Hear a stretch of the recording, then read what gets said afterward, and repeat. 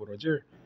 Pakainaigan di jay napasamak nga bagyo ken di paspasabangasan ket actually epekto namet dito'y bagyo na krising ket naging beneficial pa lang iti pagtatalunan tayo digiti damages tayo ket no kitay ket minor met laeng digiti kadwan digiti na wash out nga pilot channel brush dam ken eroded canals tayo ket babayin ka DJ ket kaya tayo met nga i-restore through our new equipment nga inted ti gobyerno ken nga po PBBM ken nga po administrator tayo sir.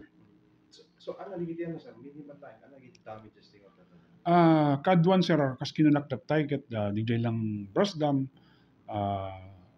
ken digiti silting ti kanal nga madaman ka digiti kadwan apo ket kasla kumay madamay restore tayo diti ti pasukin diti kaparispisan madaman ti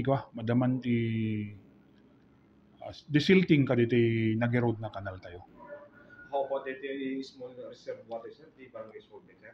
DJ regarding met di barangay Solbec sir di Solbec strip tayo napunnon di dam tayo sir ag spilen around 0.2 meters ti spill na magkita tayo sir nga kayang-kaya na urahente lukatan pa lang DJ gates nga rumwar di danom.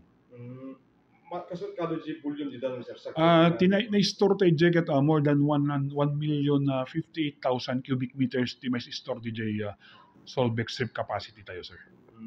But still nga spill sir okay lang po sir? Yes sir, the spilling level namet so di kas kanunaktat tayo 0.2 di spilling level na ket maximum mo 3 meters ket kaya namet nga iko 2 meters kaya. Nung kadito sir tuloy-tuloy ti pasaran nila piksado to possible sir nga agi tapkatay sa photo. When Bombo Roger no kas nga talagang agpiksa ti danom damet digiti gatekeepers ijay nga assign ijay nga 24/7 da nga dijay no makita da nga once nga talagang ginakabailan ket mapilitan tayo nga manglukat ngem as of now Bombo Roger ket kayang-kaya na DJ ko tayo facility tayo. Kadigidad to masan nga proyekto or pangawidan ti danom di para sa Bisla di iti mamyanan. When Bombo Roger regarding digiti diversion dams tayo kanakit di kasi di Solbec ket reservoir di diversion dams tayo kasla kumati Madungan, Rivera, Papa, Solsona, Labugaon, Cora, Lawag Bintaris, Bulu ken NMC Bombo Roger ket naka-instruction digiti gatekeepers tayo nga ilukat da digiti sluiceway ken close digiti steel gate tapno ma-minimize digiti damages nga mabaling nga mapasamak ka digiti kang canals tayo.